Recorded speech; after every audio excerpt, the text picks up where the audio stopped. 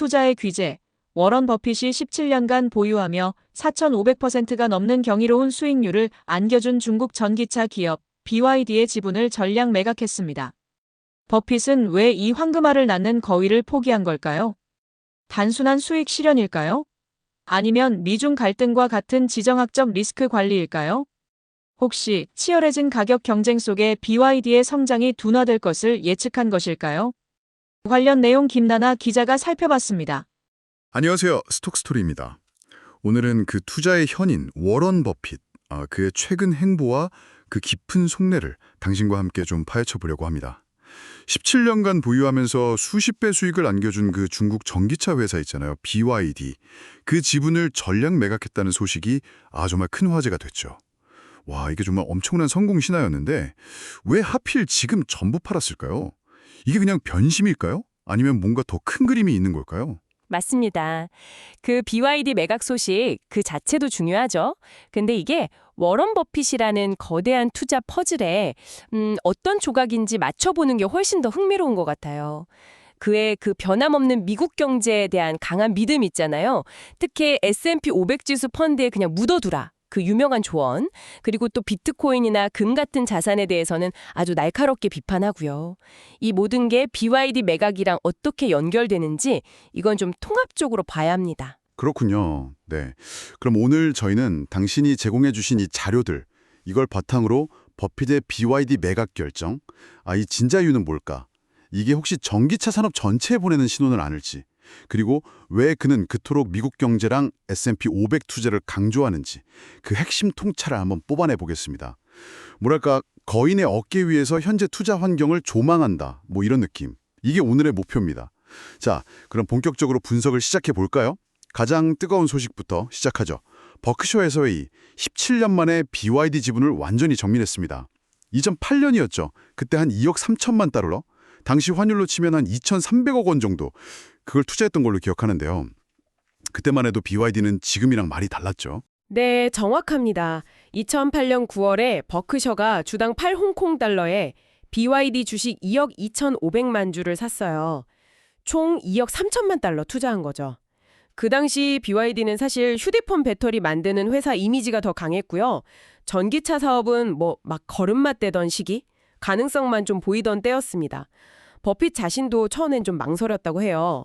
그런데 그의 파트너 찰리 멍거의 강력한 추천이 결정적이었죠. 그리고 그 결과는 정말이지 대박이었습니다.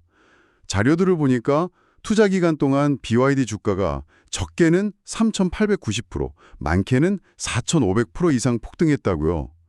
초기 투자금 대비 무려 30배, 40배 이런 수익률이죠. 추정 차익만 해도 40억 달러 이상. 우리 돈으로 환산하면 이게 5조 원이 그냥 훌쩍 넘는 금액입니다. 초기 투자 원금을 생각하면 정말 경이로운 수익률이에요. 네, 한때는 그 보유 지분 가치가 90억 달러, 우리 돈으로 12조 원에 육박하기도 했으니까요. 버크셔 역사상 가장 성공적인 투자 중 하나로 꼽힐만 합니다. 근데 흥미로운 점은요, 버크셔가 최고점에서 이걸 한 번에 판 게 아니라는 거예요. 주가가 정점을 찍었던 게 2022년 8월인데 그때부터 한 2년여에 걸쳐서 아주 신중하게 단계적으로 지분을 줄여왔다는 거죠. 시장 충격을 최소화하면서 이익은 최대로 실현하려는 그런 노련함, 그런 게 좀 엿보이는 대목입니다. 그렇게 엄청난 성공을 거둔 투자를 왜 끝냈는지 버핏은 명확하게 설명을 안 했어요. 작년 인터뷰에서 BYD는 훌륭한 회사지만 그 돈으로 더 나은 일을 할 수 있다고 생각한다. 이 정도로 약간 애매하게 언급했거든요. 이 말을 어떻게 해석해야 할까요? 그냥 단순히 더 좋은 투자처를 찾았다. 이런 의미일까요? 그래서 그게 여러 복합적인 요인이 작용한 좀 전략적인 판단으로 봐야 합니다. 몇 가지 핵심 배경을 짚어볼 수 있는데요. 첫째는 말씀하신 대로 막대한 수익을 실현하고 그 자본을 재배치하려는 의도, 이게 있겠죠. 버핏은 훌륭한 기업이라도 영원히 보유할 필요는 없다. 이런 실용적인 철학을 가지고 있거든요. 17년이면 충분히 길죠. 여기서 얻은 막대한 이익을 일단 확정하고 그 자금을 그가 더 유망하다고 보는 곳, 특히 아직 미국의 전성기는 시작되지도 않았다고 말하는 그 미국 시장 중심으로 재배치하라는 계획일 수 있습니다. 둘째는 지정학적 리스크 관리입니다. 이건 꽤 중요한 부분인데요. 벅셔가 BYD 매각 이전에 이미 그 대만 반도체 기업 TSMC 지분 대부분을 매입한 지 불과 몇 달 만에 거의 다 팔아버린 적이 있어요. 그때 버핏이 중국하고 대만 간의 긴장 고조 같은 그런 지정학적 위험을 직접적인 이유로 들면서 세상은 때때로 매우 위험한 곳이 될 수 있다, 이렇게 말했거든요. 이번 BYD 매각 역시 점점 격화되는 미중 갈등 속에서 중국 관련 자산 노출을 좀 줄이려는 리스크 관리 차원이다, 이렇게 해석하는 시각이 많습니다. 포트폴리오를 미국 중심으로 좀 안전하게 재편하려는 큰 그림의 일부라는 거죠. 그리고 셋째는요, BYD 자체와 중국 전기차 시장의 환경 변화입니다. BYD가 작년에 테슬라를 제치고 글로벌 순수 전기차 판매 1위에 오르고 외형적으로는 정말 대단한 성장을 이뤘지만 속을 들여다보면 마냥 장밋빛은 아니에요. 중국 내 전기차 시장은 정말 상상 이상의 가격 경쟁이 벌어지고 있거든요. 이게 BYD의 수익성에 상당한 압박을 주고 있습니다. 실제로 최근 분기 실적을 보면 3년 반 만에 처음으로 순이익 증가세가 꺾였고요. 연간 판매 목표치도 기존 550만 대에서 460만 대로 16%나 낮춰 잡았어요. 이런 지표들은 BYD가 폭발적인 성장 단계를 지나서 이제 경쟁이 심화되는 성숙기에 접어들었음을 좀 시사하고요. 버핏의 투자 기준에는 더 이상 부합하지 않았을 수 있습니다. 아, 듣고 보니 그렇군요. 개별 기업의 엄청난 성공 외에도 그 지정학적 리스크나 시장 경쟁 환경 같은 거시적인 변수들, 그리고 포트폴리오 전체를 보는 시각, 이런 게 매각 결정에 큰 영향을 미쳤군요. 그렇다면 이 매각을 전기차 산업 전체에 대한 어떤 부정적인 신호다, 이렇게 해석하기는 좀 어렵다고 봐야 할까요? 버핏이 팔았다는 소식에 중국 전기차 이제 끝물 아니나? 이런 반응도 좀 있었거든요. 네, 그렇게 단정하기는 좀 어렵습니다. 버핏의 결정은 전기차 산업 자체에 대한 비관론이라기보다는 첫째, 이미 충분히 오른 BYD 주식의 이익 실현, 둘째, 미중 갈등이라는 지정학적 리스크 회피, 셋째, 치열해진 중국 내 경쟁 환경 속에서 BYD의 성장 단계가 좀 변했다는 인식, 이런 버크셔의 전략적 판단에 따른 것일 가능성이 높습니다. 전기차 시장 자체는 여전히 성장하고 있으니까요. 실제로 BYD 측 반응도 좀 흥미로운데요. 그들은 버크셔의 매각을 그냥 정상적인 투자 활동이다, 이렇게 말하면서 오히려 지난 17년간의 인정과 투자, 지원, 동행에 감사드린다, 이렇게 아주 의연하게 대처했어요. 어떻게 보면 이제 BYD는 버핏이라는 그 거대한 후광 없이 스스로의 힘으로 이 치열한 시장에서 경쟁력을 증명해야 하는 새로운 시험대에 섰다고 볼 수 있겠죠. 이 투자가 또 버핏의 오랜 현명한 파트너였던 찰리 몽거 부회장, 그분의 강력한 추천으로 시작됐다는 점도 빼놓을 수 없는 이야기 같습니다. 몽거는 BYD 창업자 왕 참프를 토머스 에디슨과 빌 게이츠를 합쳐놓은 듯한 인물이다. 살아있는 기적이다. 이렇게 극찬했었죠. 왕 회장이 일주일에 70시간씩이라고 경쟁사 부품만 보고도 어떻게 만드는지 알아낼 정도의 기술 천재라고 평가했다고요. 그렇습니다. 멍거는 버핏이 전통적으로 선호하지 않았던 기술 기업, 해외 기업, 특히 중국 기업 투자에 대해서 강한 확신을 가지고 이 투자를 밀어붙였어요. 버핏 자신도 훗날 찰리가 워런과 내가 미쳤다고 생각할지 모르지만 이 친구는 정말 기적이야 라고 말했다, 이렇게 회고했죠. 공교롭게도 멍거가 2023년에 99세로 별세한 이후에 이 역사적인 투자가 최종적으로 마무리되었다는 점은 여러 가지 생각을 하게 만듭니다. 버크셔의 투자 결정에서 멍거의 영향력이 사라지고 다시 버핏의 본래 색깔, 즉 미국 중심주의가 더 강해지는 과정의 일부다, 이렇게 해석할 여지도 좀 있습니다. 멍거가 열었던 그 독특한 해외 투자의 한 시대가 저문생이죠. 이런 성공적인 중국 투자를 정리하고 버핏이 눈을 돌리는 곳은 결국 그가 가장 신뢰하는 미국 시장인데요. 그는 여전히, 아니 오히려 더 강력하게 미국 경제에 대해서 낙관적인 전망을 유지하고 있죠. 절대 미국에 반대로 베팅하지 말라. Never bet against America. 이 말은 거의 격언처럼 여겨지잖아요. 맞습니다. 버핏은 미국의 그 역동성, 끊임없는 혁신, 합리적인 시장 경제 시스템, 또 전 세계에 재능 있는 이민자들을 끌어들이는 매력, 그리고 법치주의 같은 근본적인 강점들, 이런 걸 근거로 미국 경제의 장기적인 성장을 거의 종교처럼 믿습니다. 최근 나온 그의 투자 철학 관련 자료에서도 미국의 전성기는 아직 시작조차 하지 않았다면서 미국 경제에 대한 변함없는, 오히려 더 강해진 믿음을 보여주고 있습니다. 그런데 정말 흥미로운 지점은 이겁니다. 버핏 자신은 코카콜라, 아메리칸 익스프레스, 애플 같은 위대한 기업들을 남들보다 먼저 알아보고 투자해서 엄청난 부를 쌓았잖아요. 그런데 정작 우리 같은 보통 사람들에게는 그런 개별 기업 투자를 권하지 않는다는 겁니다. 대신 아주 단순한 조언을 하죠. 그냥 S&P 500 인덱스 펀드, 거기에 장기 투자라는 것. 왜 자신의 성공 방식과 다른 조언을 하는 걸까요? 네, 그게 바로 버핏의 현실적인 지혜가 드러나는 부분입니다. 그의 핵심 주장은 아주 명료하고 또 강력해요.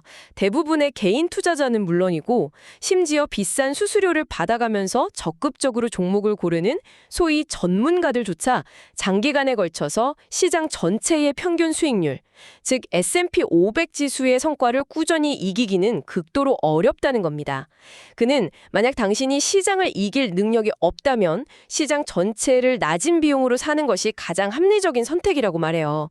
이게 뭐 겸손하라는 이야기가 아니라 데이터에 기반한 현실적인 조언인 거죠. 실제로 그런가요? 정말로 전문가들이 시장 평균을 이기기 어렵다는 그런 객관적인 증거가 있나요? 왠지 전문가들은 더 잘할 것 같은데 말이죠. 액티브 보고서가 대표적인데요. 이 보고서는 액티브 펀드, 그러니까 펀드 매니저가 적극적으로 종목을 사고 팔아서 시장 수익률 이상을 추구하는 펀드랑 해당 시장의 벤치마크 지수, 예를 들면 S&P 500의 성과를 비교하는데요. 2024년 최신 보고서를 보면 정말 놀라운 결과가 나옵니다. 지난 1년간 미국 대형주 액티브 펀드의 무려 65%가 S&P 500 지수보다 낮은 수익률을 기록했어요. 단기적으로 반짝 잘하는 펀드는 있을 수 있겠죠. 하지만 기간을 길게 늘리면 결과는 더 참담해집니다. 지난 15년 동안 S&P 500 벤치마크를 꾸준히 이긴 액티브 펀드 매니저를 찾는 건 거의 불가능에 가깝다고 해요. 특히 S&P 500이 추종하는 미국 대형주 시장은 정보가 비교적 투명하고 경쟁이 워낙 치열해서 남들보다 지속적으로 더 나은 성과를 내기가 구조적으로 매우 어렵다는 분석입니다. 결국 비싼 수수료만 떼이고 시장 평균에도 못 미치는 결과를 얻을 확률이 높다는 거죠. 그렇군요. 데이터가 그렇게 말해주니 반박하기 어렵네요. 그런데 왜 하필 많고 많은 지수 중에 S&P 500일까요? 나스닥 지수도 있고 다우존스 지수도 있는데요. 좋은 질문입니다. 버핏이 S&P 500을 콕 집어서 추천하는 데는 몇 가지 중요한 이유가 있습니다. 첫째, 미국 경제 전체를 가장 잘 대표하기 때문입니다. S&P 500은 미국에서 가장 크고 우량한 500개 기업으로 구성되어 있어서 그가 그토록 믿는 미국 경제의 성장 과실을 나눠 갖기에 가장 적합한 대리인 역할을 하는 거죠. 게다가 이 지수는 가만히 있는 게 아니에요. 시대에 뒤떨어지거나 부실해진 기업은 퇴출시키고 새롭게 떠오르는 성장 기업들을 계속 편입하면서 스스로 진화하고 발전합니다. 어떻게 보면 지수 자체가 자동으로 경제적 해자를 관리하는 시스템이라고 볼 수도 있겠죠. 둘째는 버핏이 정말 입이 닳도록 강조하는 비용입니다. 그는 투자에서 비용은 모든 것이다. Costs are everything in investing. 이렇게 말할 정도로 비용의 중요성을 강조해요. S&P 500 인덱스 펀드는 운용 구조가 단순해서 연간 운용 보수가 0.0x% 수준, 거의 없다시피 할 정도로 매우 낮습니다. 반면에 액티브 펀드는 보통 0.5%에서 많게는 1.5% 이상의 높은 보수를 떼어가죠. 이 1% 남짓한 비용 차이가 처음에는 작아 보이지만 이게 10년, 20년, 30년 복리로 쌓이면 나중에는 수익률에 정말 어마어마한 차이를 만들어냅니다. 버핏은 바로 이 비용의 마법을 꿰뚫어 본 거죠. 셋째는 단순함, 그리고 강력한 분산 투자 효과입니다. 당신이 복잡한 재무제표를 분석하거나 경제 예측을 할 필요 없이 단 하나의 펀드 매수만으로 미국을 대표하는 500개 우량 기업에 자동으로 분산 투자하는 효과를 얻을 수 있습니다. 개별 기업의 파산이나 부진 위험을 크게 낮추면서 미국 경제 전체의 성장에 편승할 수 있는 가장 쉽고 효과적인 방법인 셈입니다. 그 유명한 헤지펀드와의 100만 달러 내기. 이것도 바로 이 비용의 중요성과 시장을 이기기 어렵다는 걸 증명하기 위한 일종의 퍼포먼스였던 거죠. 저와청입니다. 2007년에 버핏이 당시 잘 나가던 헤지펀드들이 높은 수수료를 받지만 장기적으로는 시장 평균인 S&P 500 인덱스 펀드를 이기지 못할 거다. 이렇게 공개적으로 선언하면서 내기를 제안했죠. 상금 100만 달러를 걸고 10년 동안 S&P 500 인덱스 펀드와 헤지펀드들이 고른 펀드 포트폴리오, 이 둘 중에 어느 쪽 수익률이 더 높을지 겨루는 세계의 대결이었어요. 뉴욕의 헤지펀드 운용사 프로테제 파트너스가 그 도전을 받아들였고요. 결과는 어떻게 됐나요? 2008년에 바로 글로벌 금융위기가 터졌으니까 S&P 500도 엄청나게 하락했을 텐데요. 헤지펀드가 좀 유리하지 않았을까요? 맞습니다. 시작하자마자 2008년 금융위기가 닥쳤고 그해 S&P 500 지수는 무려 37%나 폭락했어요. 프로테제 파트너스가 고른 헤지펀드 포트폴리오는 상대적으로 방어를 잘해서 손실률이 마이너스 23.9%에 그쳤죠. 초반 몇 년간은 헤지펀드가 S&P 500을 앞서 나갔습니다. 많은 사람들이 역시 전문가가 다르다라고 생각했을 법합니다. 하지만 버핏의 그 장기적인 안목과 비용의 힘이 결국 옳았다는 게 증명됐죠. 금융위기 이후에 미국 경제와 증시가 강력하게 회복하면서 S&P 500 지수는 정말 무섭게 상승했고 낮은 비용 덕분에 그 상승분을 거의 그대로 누릴 수 있었습니다. 반면에 헤지펀드는 높은 수수료가 발목을 잡았고요. 결국 10년 뒤인 2017년 최종 결과는 S&P 500 인덱스 펀드의 연평균 수익률 7.1%, 누적 수익률 100% 이상. 이걸로 헤지펀드 포트폴리오의 연평균 2.2%, 누적 22%를 압도했습니다. 버핏의 완승이었죠. 내기에서 진 헤지펀드 매니저 테드 사이즈는 높은 수수료가 결정적인 패인이었다고 깨끗하게 인정했습니다. 이 내기는 정말 평범한 인덱스 펀드가 화려한 헤지펀드를 이길 수 있다는 것, 그리고 비용이 장기 수익률에 얼마나 치명적인지를 극명하게 보여준 역사적인 사건이 되었습니다. 이는 상속재산을 어떻게 운용할지 구체적으로 명시하면서 90%를 S&P 500 인덱스 펀드에 투자하라고 했다고요? 와, 이건 정말 보통의 추천을 넘어서는 거잖아요. 자신의 철학에 대한 정말 강력한 확신을 보여주는 행동 아닌가요? 네, 맞습니다. 이것이야말로 버핏이 S&P 500 인덱스 펀드를 얼마나 신뢰하는지를 보여주는 가장 결정적인 증거라고 할 수 있습니다. 그는 유언장에 아내를 위한 신탁 자금의 90%는 아주 낮은 비용의 S&P 500 인덱스 펀드에 투자하고 나머지 10%는 미국 단기 국채에 투자하라 이렇게 명확하게 지시했습니다. 이 90대 10 포트폴리오는 투자에 대해 깊이 알지 못하는 사람에게 최적화된 아주 현명하고 실용적인 설계예요. 90%의 S&P 500 투자로 미국 경제의 장기적인 성장을 따라가면서 수익을 추구하고 동시에 10%의 안전자산인 단기 국채를 보유함으로써 시장이 폭락하는 어려운 시기에도 자산을 전부 팔아버리는 공포매도, 즉 패닉셀링을 막아주는 그런 심리적인 완충장치 역할을 하는 거죠. 평생 모은 소중한 재산을 가장 사랑하는 사람에게 물려주면서 그 방법을 이렇게 구체적으로 지정했다는 건 S&P 500 인덱스 펀드에 대한 그의 믿음이 얼마나 확고한지를 보여주는 정말 강력한 메시지입니다. 내가 없더라도 이것이 당신에게 가장 좋은 방법이다 라고 말하는 것과 같죠. 이렇게 S&P 500에 대한 강력한 추천과는 좀 대조적으로 버핏이 아주 명확하게 부정적인 시각에 보이는 투자 대상도 있습니다. 바로 비트코인과 금이죠. 최근 몇 년간 두 자산 모두 가격이 크게 오르면서 많은 사람들의 관심을 받고 있는데 버핏은 왜 이들을 꺼리는 걸까요? 그렇습니다. 버핏은 비트코인과 금을 비생산적 자산의 대표적인 예로 꼽습니다. 그의 투자 철학의 핵심은 기업처럼 스스로 이익을 창출하고 현금을 만들어내는 그런 생산적인 자산을 소유하는 데 있거든요. 예를 들어 농지는 곡식을 생산하고 아파트는 임대 수입을 발생시키죠. 기업은 제품이나 서비스를 팔아서 이익을 남기고요. 하지만 비트코인이나 금은 그 자체로는 아무것도 생산하지 못합니다. 그 가치는 오로지 다른 누군가가 미래에 더 높은 가격을 지불하고 사줄 것이라는 기대감, 여기에 의존한다는 것이 버핏의 비판의 핵심입니다. 표현도 상당히 직설적이었던 걸로 기억하는데요. 쥐약 제곱? 뭐 이렇게까지? 네, 비트코인에 대해서는 아마도 쥐약 제곱일 것이라는 아주 강한 표현을 쓰기도 했고요. 그것은 아무것도 산출하지 않는다. 단지 당신이 다른 사람에게 팔 때까지 거기에 있을 뿐이다. 라고 말했습니다. 금에 대해서는 좀 더 시적으로 표현했는데 금을 캔에서 녹인 다음 어딘가에 묻어두고 사람들에게 돈을 내고 지키게 한다. 그것은 아무런 효용이 없다.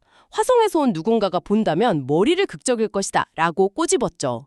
또 아무리 금덩이를 정성껏 어루만져도 그것은 당신에게 아무런 반응을 보이지 않는다고도 했습니다.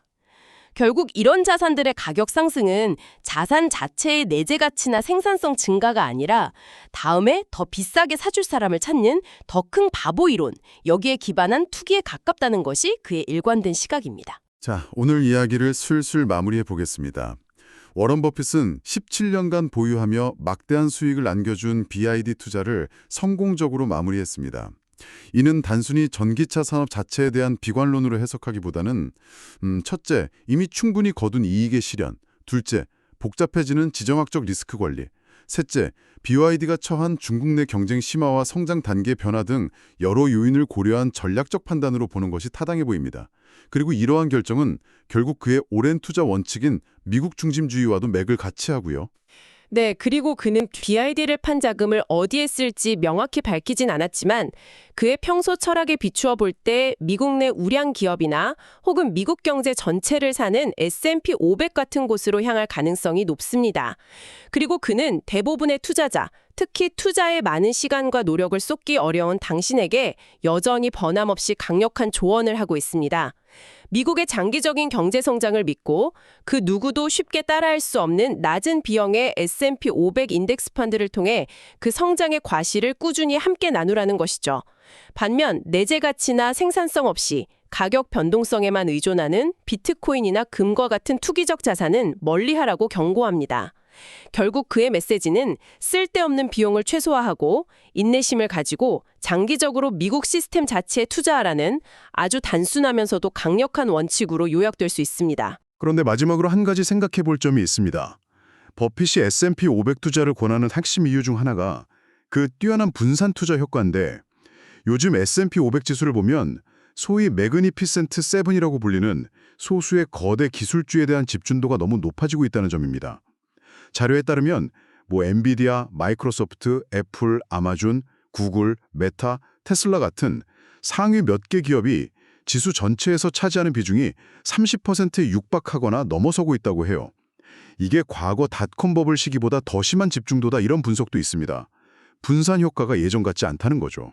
바로 그 지점이 오늘 우리가 당신에게 던지고 싶은 마지막 질문입니다. 버핏의 핵심 투자 원칙, 즉 내재 가치를 중시하고 너무 비싼 가격은 피하며 생산적인 자산에 분산하여 장기 투자하라라는 그의 철학을 고려할 때 말입니다. 만약 버핏이 오늘 날처럼 소수의 고평가된 거대 기술주들이 지수를 좌지우지하는 이 S&P 500을 개인 투자자의 입장에서 본다면 과연 과거와 똑같이 묻지도 따지지도 말고 그냥 사서 묻어두라 라는 그런 단순한 조언을 할까요? 아니면 그의 원칙에 따라 이 집중화된 시장 상황의 위험을 인지하고 뭔가 다른 현명한 접근법을 제시했을까요? 예를 들어 모든 종목에 동일한 비중화 투자해서 특정 대형주의 쏠림 현상을 완화하는 방식인 동일을 가중 이퀄 웨이트 S&P 500 ETF 같은 그런 대안을 언급했을 수도 있지 않을까요? 버핏의 변치 않는 투자 철학을 현재의 변화된 시장 환경에 어떻게 적용하고 해석해야 할지 당신도 한번 깊이 고민해 볼 만한 흥미로운 질문인 것 같습니다. 두 분 말씀 잘 들었습니다. 다음 시간에도 좋은 내용으로 찾아뵙겠습니다. 여러분은 어떻게 보셨나요? 댓글로 의견을 공유해 주세요.